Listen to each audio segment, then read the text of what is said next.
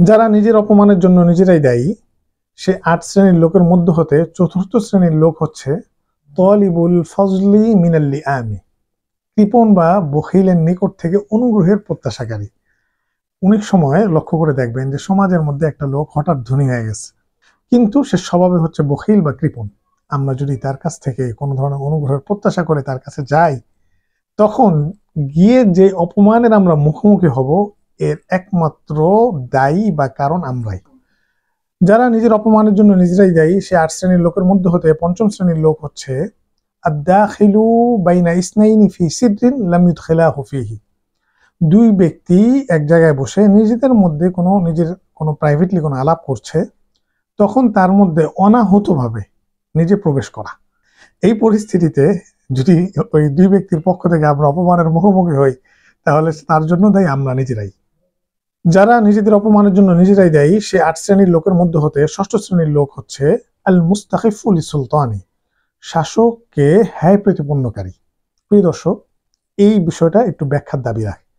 ১ নম্বর বিষয় হচ্ছে, শাসক শ্রেণীর লোক যখন কোনো অন্যায় কাজ করবে, তখন শুধু শাসক শ্রেণীর না, যে কোনো অন্যায় কাজে যেই করুক না কেন, যদি সেটা আমার সামনে আসে, তখন তার প্রতিবাদ করা, এটা আমার ঈমানি দায়িত্ব, এটা আমার ঈমানেরই অংশ।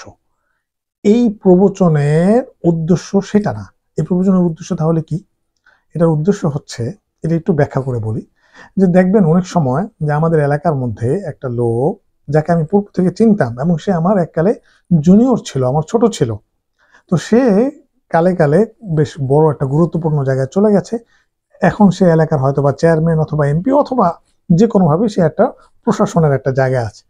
তো আমার তার সাথে দেখা হলো। দেখা হওয়ার পর আমি ইগোজনিত কারণে হতে পারে, নানান কারণে হতে পারে, আমি তাকে কি করে ফেললাম, সামনাসামনি তাকে ছোট করে ফেললাম। তার কোনো অন্যায়ের প্রতিবাদ করে না, অকারণেই আমি তাকে ছোট করলাম। এই জাতীয় পরিস্থিতিতে আমি যে অপমানের মুখোমুখি হব এবং তার জন্য যে আমিই দায়ী, আরবি এই প্রবাদের মধ্যে বা এই প্রবাদ দ্বারা এই কথাটাই বোঝানো হয়েছে। যারা নিজেদের অপমানের জন্য নিজেরাই দায়ী, সে ৮ শ্রেণীর লোকের মধ্য হতে সপ্তম শ্রেণীর লোক হচ্ছে আল জালিসু ফি মজলিসিন লাইসা লাহু বিআহলিন, যে এমন মজলিসে বসা যে মজলিসের জন্য সে উপযুক্ত নয়। প্রিয় দর্শক, মাঝে মধ্যে লক্ষ্য করে দেখবেন যে কোনো একটা বৈঠকে আমরা বসলাম, যে বৈঠকের মধ্যে অনেক জ্ঞানীগুণী মানুষ, অনেক বড় বড় ওলামায়ে কেরামরা বসে আছেন এবং তারা সেখানে নানান রকম ইলমি বিষয় নিয়ে আলোচনা করছেন।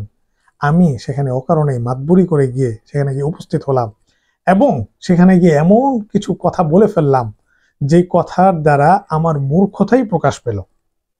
তো এই যে এই পরিস্থিতিতে, এই বৈঠকের মধ্যে যে আমি অপমানিত হলাম, সকলের নিকট ছোট হলাম, তার জন্য দায়ী আমি নিজেই। যারা নিজেদের অপমানের জন্য নিজেরাই দায়ী, সে ৮ শ্রেণীর লোকের মধ্য হতে অষ্টম শ্রেণীর লোক হচ্ছে আল মুকবিলু বিল হাদিসি আলা মান লা ইয়াসমাউ, অর্থাৎ এমন লোককে কোনো কিছু বলা যে আপনার কাছ থেকে আপনার কথা শুনতে চাচ্ছে না বা শুনবে না।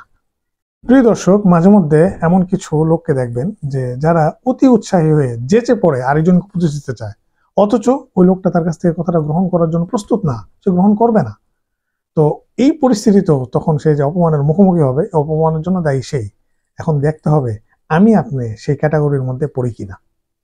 আল্লাহ পাক আমাদের সকলকে এই ৮ শ্রেণীর লোকের মধ্যে অন্তর্ভুক্ত হওয়া থেকে হেফাজত করো।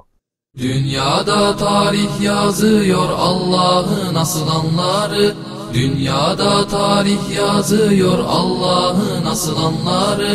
Severek kabulleniyor bu yolda olanları. Severek kabulleniyor bu yolda olanları.